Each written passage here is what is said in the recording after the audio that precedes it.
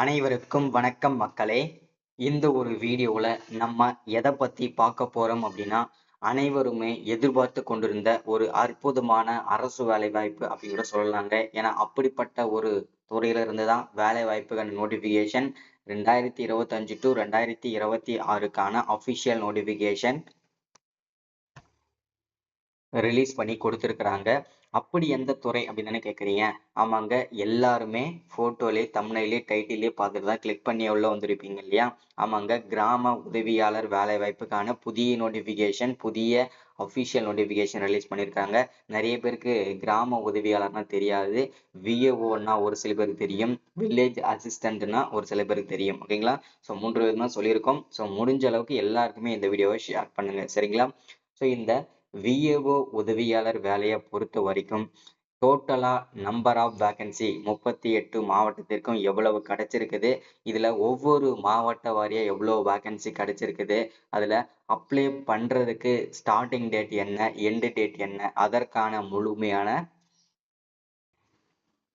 Update என்ன ஏதுன்றத பார்க்க போறோம். அது மட்டும் இல்லாம நிறைய பேருக்கு இருக்கிற சந்தேகம் என்னன்னா, இந்த வேலை வாய்ப்போட செலக்ஷன் ப்ராசஸ் வந்து எப்படி நடக்கும், எக்ஸாம் இருக்குமா, இல்லை தனித்தனி இன்டர்வியூஸ் இருக்குமா, ஸோ எப்படிதான் வந்து இந்த செலக்ஷன் ப்ராசஸ் நடக்க போகுது, ஸோ இதற்கான அப்டேட்டுமே நம்ம பார்த்து தெரிஞ்சுக்க போறோம். அது மட்டும் இல்லாம எந்த வயதுல இருந்து எந்த வயது வரைக்கும் இந்த வேலை வாய்ப்பு அப்ளை பண்ணிக்க முடியும், ஓகேங்களா? மினிமம் ஏஜ் என்ன, மேக்சிமம் ஏஜ் என்ன, ஸோ இதற்கான முழுமையான அப்டேட்டுமே நம்ம தெரிஞ்சுக்க போறோம். அடுத்ததா இதற்கான பர் மந்த் சேலரி, ஓகேங்களா? ஸோ இதற்கான பர் மந்த் சேலரி வந்து எவ்வளவு கிடைக்கும், ஸ்டார்டிங்ல எவ்வளவு சம்பளம் கிடைக்கும், போக போக கவர்மெண்டோட அலவன்சஸ் எல்லாமே சேர்த்து எவ்வளவு கிடைக்கும், ஸோ இதை பத்தின முழுமையான தகவல் எல்லாமே இந்த ஒரு வீடியோல பார்த்து தெரிஞ்சுக்க போறோம். அது மட்டும் இல்லாம இந்த வேலை வாய்ப்புல யார் யாருக்கெல்லாம் வந்து முன்னுரிமை கிடைக்க போகிறது, அதற்கான அப்டேட்டுமே நம்ம பார்த்து தெரிஞ்சுக்க போறோம். ஸோ இது எல்லாமே நம்ம பார்த்து தெரிஞ்சுக்கிறதுக்கு முன்னாடி இந்த நோட்டிபிகேஷன் எங்கெங்கெல்லாம் வந்திருக்கு, எந்த துறையின் கீழ் இந்த டிஏஓ வேலை வாய்ப்பு வந்து அனுப்பியிருக்கிறாங்க, நோட்டிஃபிகேஷன் ரிலீஸ் பண்ணியிருக்கிறாங்க, ஸோ என்னென்ன போஸ்டிங்க்கு நோட்டிஃபிகேஷன் வந்திருக்குது, ஜாப்போட கேட்டகரி என்ன, டோட்டல் நம்பர் ஆஃப் வேகன்சி என்ன, இது எல்லா டீட்டெயில்ஸுமே தெளிவாக பார்த்து தெரிஞ்சுக்கலாம். ஸோ இது எல்லாமே பார்க்கறதுக்கு முன்னாடி நமது கவர்மெண்ட் ஜாப் டெய்லி அப்டேட் சேனலுக்கு இப்போதான் நீங்கள் ஃபர்ஸ்ட் டைமாக முதல் முறையாக நமது சேனலை பார்க்குறீங்க, நம்ம வீடியோவை பார்க்குறீங்க அப்படின்னா மறக்காம சப்ஸ்கிரைப் பண்ணிட்டு பக்கத்துல இருக்கிற பெல் பட்டனை கிளிக் பண்ணி ஆல்ன்ற ஆப்ஷன்ல போட்டு வச்சுக்கோங்க. அப்போதான் நம்ம போடக்கூடிய அரசு துறையிலிருந்து வரக்கூடிய எல்லா விதமான கவர்மெண்டோட ஜாப்ஸா இருக்கட்டும், அப்டேட்ஸா இருக்கட்டும், நோட்டிபிகேஷனாக இருக்கட்டும், எதுவாக இருந்தாலும் சரி, நீங்க உடனுக்குடனே நமது சேனல்ல ஈஸியாவே துல்லியமாவே தெரிஞ்சுக்க முடியும். சரிங்களா? ஸோ அது மட்டும் இல்லாம உங்களுடைய ஃப்ரெண்ட்ஸ், ரிலேட்டிவ்ஸ், கான்டாக்ட்ல இருக்கிறவங்க எல்லாருக்குமே ஷேர் பண்ணீங்கன்னா ரொம்ப ரொம்ப பயனுள்ளதா இருக்கும். ஏன்னா இந்த மாதிரி அப்டேட்ஸ் எல்லாம் வந்து பார்த்தீங்கன்னாக்கா ரொம்ப ரொம்ப யூஸ்ஃபுல்லாவே இருக்கும்.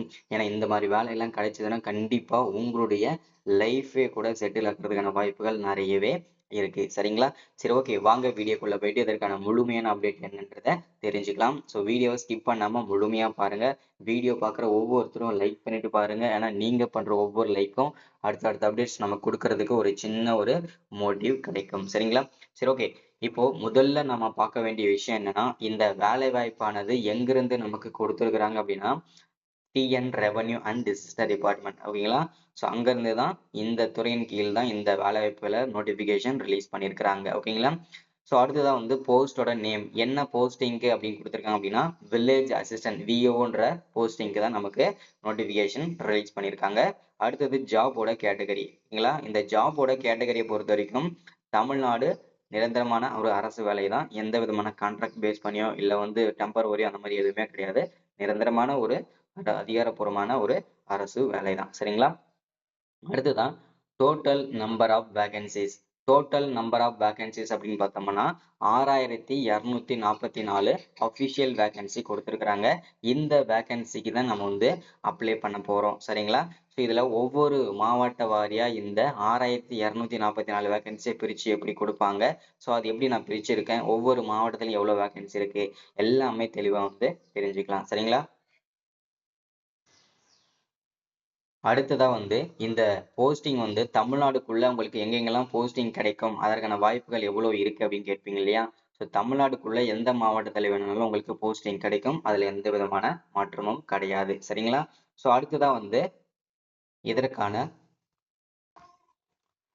Selection process. இந்த செலெக்ஷன் ப்ராசஸை பொறுத்த வரைக்கும் பார்த்தீங்கன்னாக்க ஃபர்ஸ்ட் வந்து கண்டிப்பா எக்ஸாம் இருக்கும். இந்த கிராம வேலை வாய்ப்புக்கு எக்ஸாமுக்கு அப்புறம் தனித்தனியாக இன்டர்வியூஸ் நடக்கும். அடுத்ததா டாக்குமெண்ட் வெரிஃபிகேஷன் நடக்கும். ஃபர்ஸ்ட் இந்த 3 விதமான செலெக்ஷன் ப்ராசஸ் மூலியமா தான் நம்மள செலக்ட் பண்ண போறாங்க.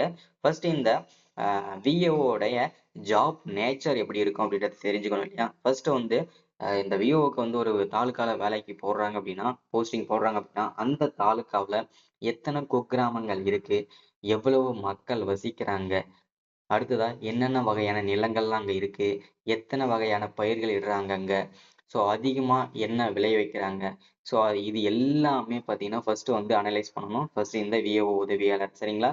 இவர் வந்து இவருடைய ஜாப் நேச்சர் ஃபர்ஸ்ட் இவ்வளவுதான் இருக்கும். அடுத்ததா அங்க வசிக்கக்கூடிய மக்களுக்கு வந்து என்னென்ன தேவைகள் இருக்கோ, ஓகேங்களா? உதாரணத்துக்கு வந்து அவங்களுக்கு ஏதாச்சும் ஒரு சர்டிபிகேட்ஸ் தேவைப்படுது, இல்ல வந்து வெள்ள நிவாரண நிதிகள் தேவைப்படுது, இல்ல ஒரு பயிர்கள் சேதமடைஞ்சதுக்கு ஊக்கத்தொகை தேவைப்படுது. இந்த மாதிரி விஷயங்கள்லாம் இருக்கு. இதெல்லாம் தேவைப்பட்டதுன்னா செஞ்சு கொடுக்க வேண்டிய முதல் அதிகாரி இந்த விஓ தான். அவர் தான் வந்து இது எல்லாமே செஞ்சு கொடுப்பாரு. ஜாப் நேச்சர் இப்படிதான் இருக்கும். சரிங்களா? ஸோ அடுத்ததான் வந்து பார்த்தீங்கன்னாக்க செலெக்ஷன் ப்ராசஸ்ல ஃபர்ஸ்ட் எக்ஸாம் சொன்னோம் இல்லையா? அந்த எக்ஸாமுக்கு வந்து பார்த்தீங்கன்னாக்க எந்த விதமான ப்ரிப்பரேஷன் இருக்கும், எப்படி ப்ரிப்பரேஷன் இருக்கும், எப்படி செலெக்ஷன் நடக்கும்னு கேட்டிருப்பீங்க. ஒரு தயக்கமாவே இருக்கும், ஒரு பயமாவே இருக்கும் எக்ஸாம்னு இல்லையா? ஸோ எக்ஸாம்ன்றது ஒண்ணுமே கிடையாதுங்க. ரொம்ப சிம்பிளா தான் இருக்கும். ஏன்னா இந்த விஏஓ உதவியாளருக்கு வந்து குவாலிஃபிகேஷன் பார்த்தோம்னா மினிமம் 5வது குவாலிஃபிகேஷன், ஓகேங்களா? 5வது படிச்சிருந்தாவே நீங்க இந்த வேலைக்கு அப்ளை பண்ணிக்கலாம்னு சொல்லிட்டாங்க. ஸோ அதனால அவர் 5வது படிச்சிருக்கவங்க என்ன நாலேஜோட இருப்பாங்களோ அதற்கு ஏத்த மாதிரி தான் இந்த செலெக்ஷன் ப்ராசஸே வச்சிருக்கிறாங்க. சரிங்களா? போன வருஷம் இதற்கான செலெக்ஷன் ப்ராசஸ் எக்ஸாம் வந்து எப்படி நடந்தது அப்படின்னா, ஃபர்ஸ்ட் வந்து எக்ஸாம் ஹால்குள்ள போயிட்டு ஒரு 10 நிமிஷம் கழிச்சு என்ன பண்ணாங்க, ஆன்சர் ஷீட் கொடுத்தாங்க. அதுக்கப்புறம் வந்து பாத்தீங்கன்னா ஒரு கொஸ்டின் பேப்பர் கொடுத்தாங்க. அந்த கொஸ்டின் பேப்பர்ல வந்து ஆன்சரே இருந்தது. அதாவது பாத்தீங்கன்னா ஒரு பேராகிராஃப் மாதிரி ஒரு பக்கத்துக்கே இருந்தது. அது வந்து பாத்தீங்கன்னா அதை பார்த்து தமிழ்ல இங்கிலீஷ்லயும் இருக்கும். ஸோ அதை வந்து உங்களுக்கு என்ன கம்ஃபர்டபுள் லாங்குவேஜோ அதை பார்த்து நீங்க அப்படியே நீங்க வந்து பாத்தீங்கன்னாக்க காப்பி பண்ணி கொடுக்குற மாதிரி இருக்கும். தப்பு பிழை இல்லாம எழுத தெரியுதா உங்களுக்கு அதை பார்க்கறதுக்காக தான் இது அப்படின்றத சொல்றாங்க. ஸோ அது மட்டும் இல்லாம தமிழ்ல அழகா எழுதணும் அப்படின்ற மாதிரியும் சொல்றாங்க. ஓகேங்களா? ஸோ இதுதான் வந்து எக்ஸாம் இருக்கும். அதுல டாப் மார்க் வந்தீங்க, நீங்க வந்து செலக்ட் ஆனீங்க அப்படின்னா அடுத்துதான் உங்களை வந்து மெரிட் பண்ணிட்டு உங்களுக்கு வந்து செலெக்ஷன் ப்ராசஸ்ல அடுத்த ப்ராசஸா வந்து உங்களுக்கு வந்து டாக்குமெண்ட் வெரிஃபிகேஷன் பண்ணுவாங்க. அது முடிச்சதுக்கு அப்புறம் ட்ரைனிங் கொடுப்பாங்க. இப்படிதான் வந்து செலெக்ஷன் ப்ராசஸ் நடத்துவாங்க. ஓகேங்களா? ரொம்ப ரொம்ப சிம்பிளான செலெக்ஷன் ப்ராசஸ் தான். அடுத்ததா வந்து இந்த வேலை வாய்ப்புக்கு வந்து அப்ளை பண்றது வந்து ஆஃப்லைன்ல பண்ணணுமா, ஆன்லைன்ல பண்ணணுமான்னு சொல்லிட்டு நிறைய பேருக்கு நிறைய சந்தேகம் இருக்கும். இதுல முழுக்க முழுக்க எல்லாருமே நம்ம ஆன்லைன்ல தான் பண்ணணும். ஏன்னா நீங்க ஆஃப்லைன்ல பண்ணும்போது நிறைய சர்டிபிகேட்ஸ் மிஸ் ஆகிறதுனால எல்லாமே இனிமேல் ஆன்லைன்லயே கொண்டு வந்துட்டாங்க. ஸோ எல்லாருமே ஆன்லைன்ல தான் அப்ளை பண்ணணும். சரிங்களா? ஸோ இதற்கான அஃபிஷியல் வெப்சைட் நீங்க எந்த வெப்சைட்ல போயிட்டு அப்ளை பண்ணிக்கணும் அப்படின்னா இங்க கொடுத்துருக்காங்க பாருங்க, www.tn.gov.in/ இதுதான் அஃபிஷியல் வெப்சைட். இந்த வெப்சைட்ல போயிட்டு தான் நீங்க எதுவா இருந்தாலும் அப்ளை பண்ணிக்கணும். ஏதாவது தகவல் தெரியணும்னாலும் இந்த வெப்சைட்ல போயிட்டு தான் நீங்க செக் பண்ணிக்கணும். அடுத்ததான் வந்து ஒவ்வொரு மாவட்டத்துக்கும், சரிங்களா? 38 மாவட்டத்திற்கும் சரி, என்னென்ன மாவட்டத்துக்கு எவ்வளவு வேகன்சி இருக்குன்றதை மென்ஷன் பண்றாங்க. அரியலூருக்கு வந்து பாத்தீங்கன்னா 21, சென்னை 20, செங்கல்பட்டு 41, கோயம்புத்தூர் 61, கடலூர் 66ன்னு சொல்லிட்டு 38 மாவட்டத்திற்குமே இதுல ஒவ்வொரு மாவட்ட வாரியா வந்து இதுல மென்ஷன் பண்ணியிருக்கிறாங்க. செக் பண்ணிக்கோங்க. சரிங்களா?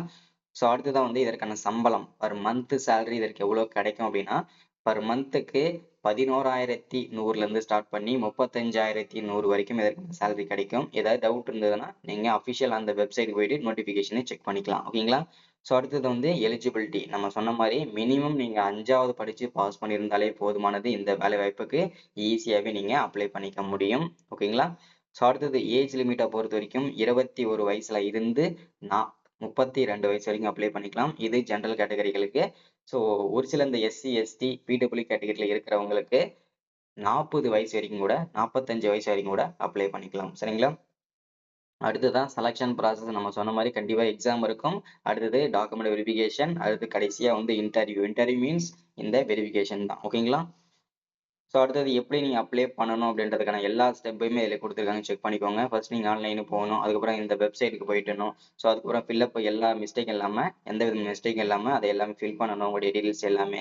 ஸோ கரெக்ட்டா, இன்கரெக்ட்டான்னு செக் பண்ணிட்டு, அதுக்கப்புறம் டாக்குமெண்ட் எல்லாமே அட்டாச் பண்ணணும். ஸோ லாஸ்ட் டேட்டுக்கு முன்னாடி அப்ளை பண்ணிக்கணும். ஸோ அதுக்கப்புறம் அப்ளை பண்ணிட்டு, அக்செப்ட் பண்ணிட்டு, நீங்க வந்து இத வந்து நீங்க பிரிண்ட் அவுட் எடுத்துக்கலாம். ஸோ இப்படி தான் வந்து நீங்க அப்ளை பண்ணணுன்றத மென்ஷன் பண்றாங்க. ஸோ இது தெரியல அப்படின்னா, நானே வந்து அப்ளை பண்றதுக்கு எப்போ ஸ்டார்ட் ஆகும்னு கேட்டிருந்தீங்க இல்லையா? இந்த ஏப்ரல் ஓகேங்களா? 10ஆம் தேதியிலிருந்து 15ஆம் தேதிக்குள்ள எந்த தேதியில வேணாலும் ஓப்பன் ஆகலாம். ஸோ எந்த தேதியில வேணாலும் ஓப்பன் ஆகலாம்னு சொல்லியிருக்கேன் இல்லையா? ஸோ அதனால எந்த டேட்ல வேணாலும் ஓப்பன் ஆகலாம். ஓப்பன் ஆன உடனே கண்டிப்பா நானே வந்து அப்ளை பண்றதுக்கான வீடியோவும் குடுப்பேன். நானே அப்ளை பண்ணி குடுப்பேன். உங்களுடைய அதாவது நம்ம சப்ஸ்கிரைபர் ஆகிய உங்களுக்கு மட்டும். சரிங்களா? ஸோ மறக்காம சப்ஸ்கிரைப் பண்ணுங்க, லைக் பண்ணுங்க, ஷேர் பண்ணுங்க. அடுத்த ஒரு முக்கியமான வீடியோல அப்டேட்ல சந்திக்கிறேன். Thank you.